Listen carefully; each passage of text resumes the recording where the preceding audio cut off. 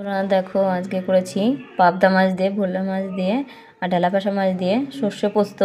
তো কিভাবে রান্নাটা করলাম চলো ফার্স্ট থেকে লাস্ট পর্যন্ত ভিডিওটা দেখো। আর কি সুন্দর দেখতে, লোভনীয় লাগছে। তো কিভাবে করলাম চলো রান্নাটা শুরু করি। দেখো বন্ধুরা, তোমরা কেমন আছো? আশা করি ভালো আছো, আমিও ভালো আছি। তো দেখো আজকে একটা নতুন রকমের রান্না করব আমার মতন করে।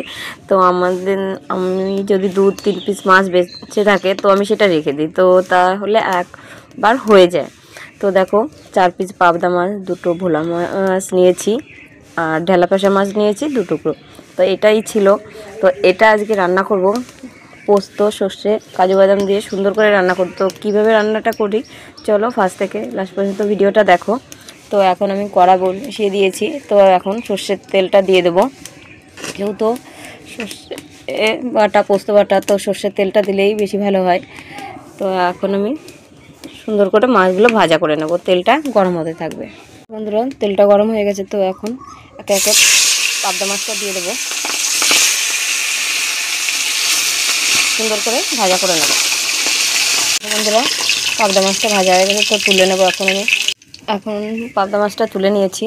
এখন আমি ভোলা মাছটা আর ঢেলাপাশা মাছটা দিয়ে দেবো,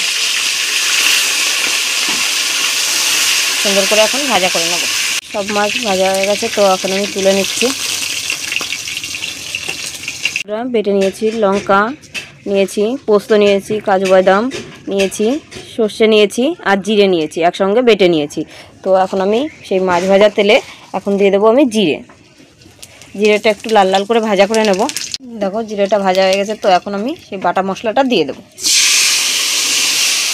দিয়ে এখন সুন্দর করে মশলাটা কষিয়ে নেব। বন্ধুরা এখন গুঁড়ো মশলাটা দিয়ে দেবো হলুদ, লবণ আর একটু লঙ্কার গুঁড়ি দিয়ে দেবো। তো এখন মশলাটা সুন্দর করে কষিয়ে নেব। বন্ধুরা মশলা সুন্দর করে কষিয়ে নিয়েছি, তো তেল ছেড়ে দিয়েছে মশলা থেকে। তো এখন আমি জল দিয়ে দেবো। খুব সুন্দর করে আমি কষিয়ে নিয়েছি।